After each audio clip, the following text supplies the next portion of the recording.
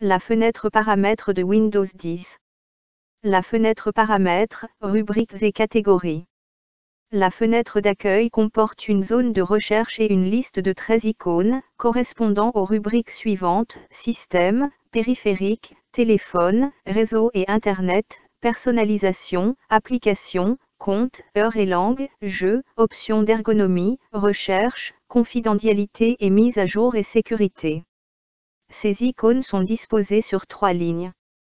À l'ouverture de la fenêtre, le focus se trouve dans la zone de recherche. Si vous entrez une expression, une liste de résultats s'affiche dans une zone où vous accéderez par flèche bas. Par exemple, pour la frappe de système, vous obtiendrez entre autres zones de notification de la barre des tâches et activer ou désactiver les icônes système. Si vous sélectionnez activer ou désactiver les icônes système et valider par entrée, ceci fera afficher les icônes système, et vous pourrez choisir celle que vous voulez faire afficher dans la zone de notification. Par tab à partir de la zone de recherche, vous atteindrez la liste des icônes, où vous vous déplacerez au moyen des flèches droite, gauche, bas, haut, origine et fin, des raccourcis CTRL et origine et CTRL et fin. Si vous activez une rubrique par espace ou entrée, le contenu de la fenêtre devient le bouton de nom accueil, qui permet de revenir à la fenêtre d'accueil. Une zone de recherche: rechercher un paramètre. Si vous entrez une expression, une liste de résultats s'affiche dans une zone où vous accéderez par flèche bas. Un volet contenant la liste des catégories des paramètres pour la rubrique choisie. Un volet contenant les éléments de configuration pour la catégorie sélectionnée.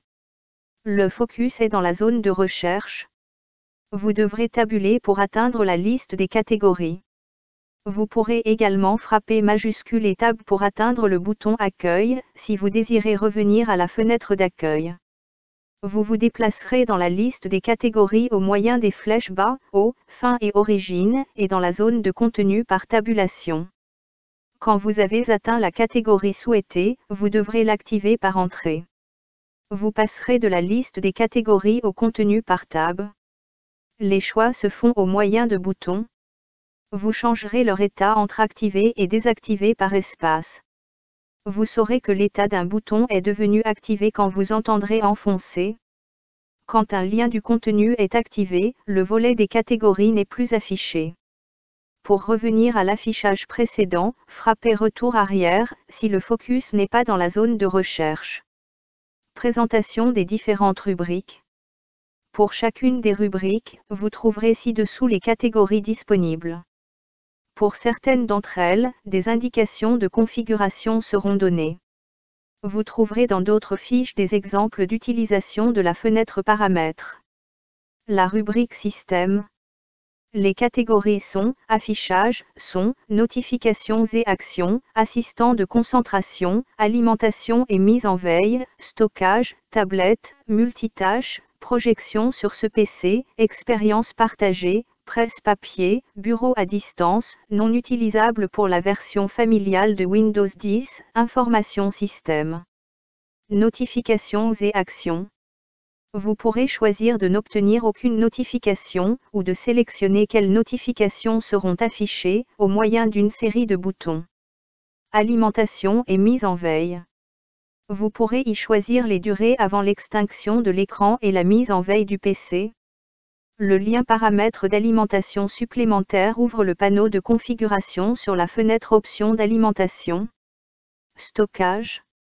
Vous pourrez connaître l'espace utilisé et l'espace total pour les lecteurs, mais aussi choisir sur quel emplacement, partition ou stockage amovible, se fera l'enregistrement des nouveaux documents, de la nouvelle musique, des nouvelles images et des nouvelles vidéos. Il est désormais possible de libérer de l'espace sur les disques à partir de cette rubrique, où vous choisirez quels fichiers supprimer, par exemple les fichiers temporaires, ou ceux contenus dans la corbeille. Presse-papier. Cette nouvelle catégorie permet d'enregistrer plusieurs éléments dans le presse-papier pour les utiliser plus tard. Ce choix est désactivé par défaut. Information système. Vous y trouverez différentes informations sur votre ordinateur. Le lien Information système ouvre la même fenêtre du panneau de configuration que la commande Windows et pause. La rubrique périphérique.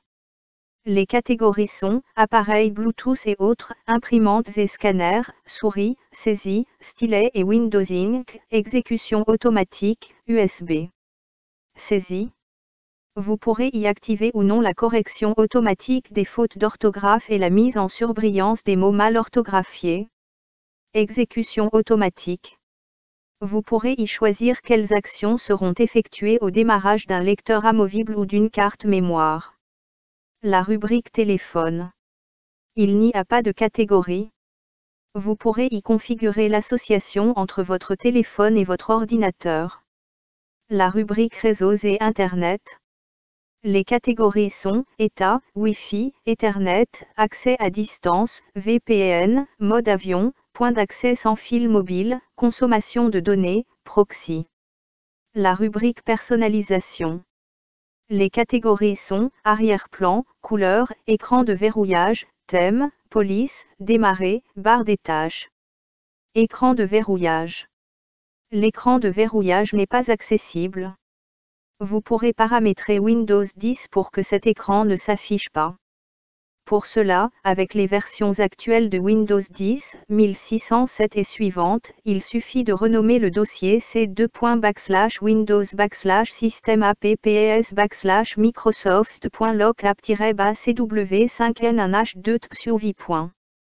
Avec les versions précédentes, l'opération est plus difficile car on doit intervenir sur la base de registre. Thème. Vous utiliserez le lien paramètres des icônes du bureau, pour faire afficher ou non les icônes ce PC, fichier de l'utilisateur, etc. Police. Vous y trouverez les polices disponibles sur l'ordinateur, avec un aperçu pour les personnes voyantes. Vous pourrez y charger d'autres polices. Accueil. Vous y choisirez d'afficher ou non les applications les plus utilisées et les applications récemment ajoutées dans le menu Démarrer. Vous pourrez également choisir les dossiers à afficher dans l'écran d'accueil, par exemple ajouter documents, en activant le lien Choisir les dossiers affichés dans l'écran d'accueil. Barre des tâches. C'est ici que désormais vous configurerez la barre des tâches et la zone de notification. Reportez-vous au paragraphe suivant pour cette configuration. La rubrique Applications. Les catégories sont Applications et fonctionnalités, Applications par défaut, carte hors connexion, Applications pour les sites web, lecture de vidéos, démarrage. Applications et fonctionnalités. Vous y trouverez la liste des applications installées et une zone de recherche recherchée dans cette liste. Quand vous arriverez à cette liste, la navigation ne se fera plus par tabulation, mais par flèche bas, haut, fin et origine. Cette liste est très longue. Vous la réduirez notablement en entrant une expression dans la zone de recherche. Par exemple, OFF permet de n'afficher que ce qui concerne Microsoft Office, LibreOffice ou OpenOffice. Quand vous entendrez le nom de l'application souhaitée, vous devrez activer son icône par entrée. Les boutons modifier et désinstaller apparaissent alors, en grisé si l'opération n'est pas possible. Le lien Programmes et fonctionnalités ouvre le panneau de configuration sur ce dossier. Application par défaut. Vous pourrez savoir quel est l'applicaton par défaut pour les différents types de fichiers, et si besoin la modifier. Vous trouverez une liste des applications par défaut suivantes: messagerie électronique, carte, lecteur de musique, visionneuse de photos, lecteur vidéo, et navigateur web. Pour changer d'application par défaut, frappez Entrée sur l'application actuellement affichée.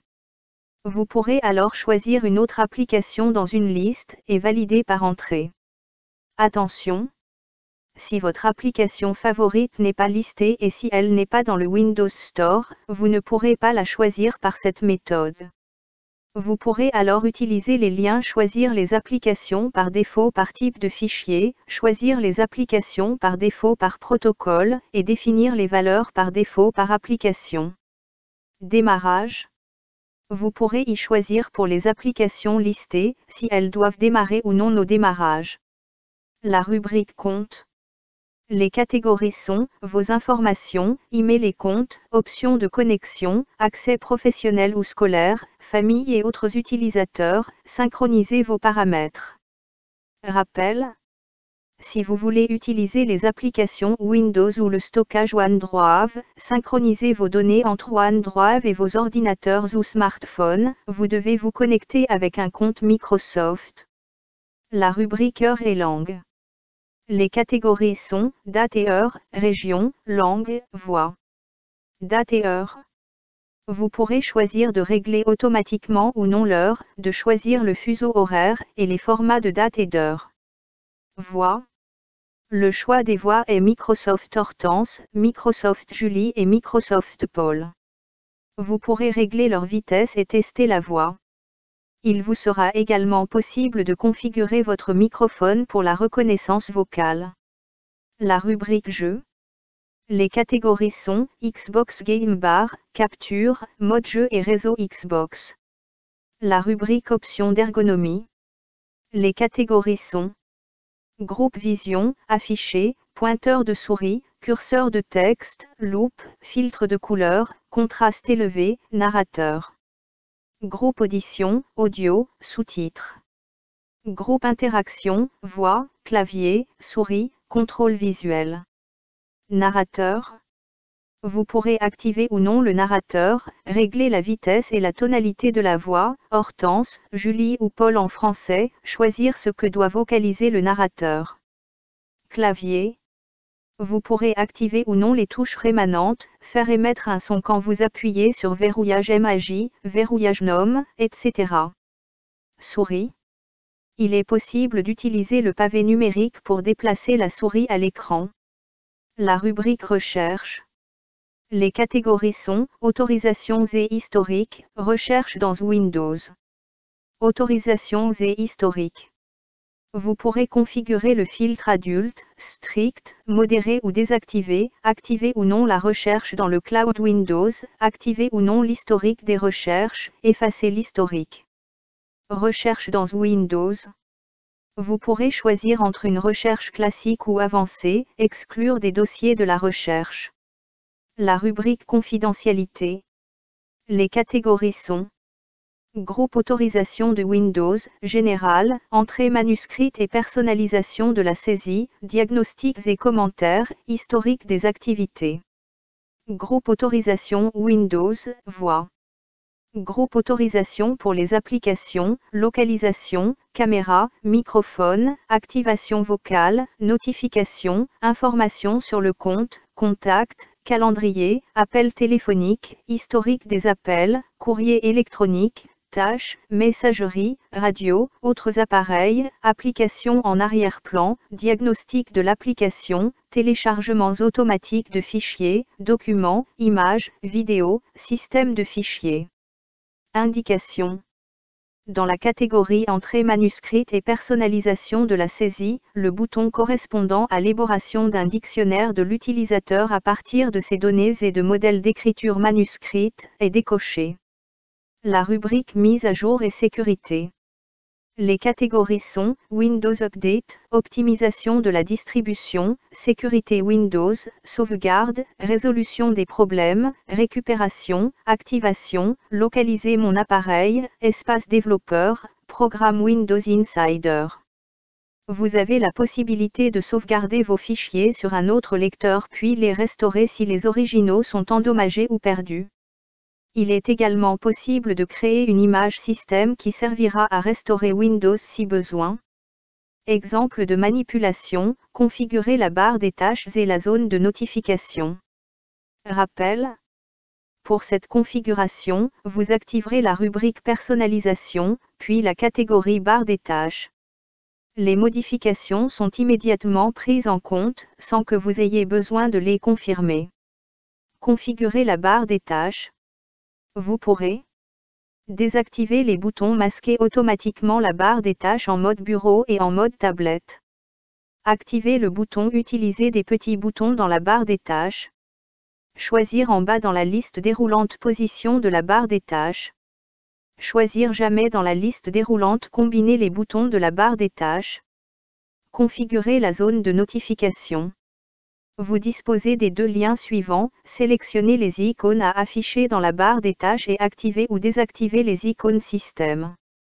Avec le premier lien, vous devrez activer le bouton Toujours afficher toutes les icônes dans la zone de notification, si vous utilisez la commande NVDA et F11 pour l'affichage de la liste des icônes de cette zone.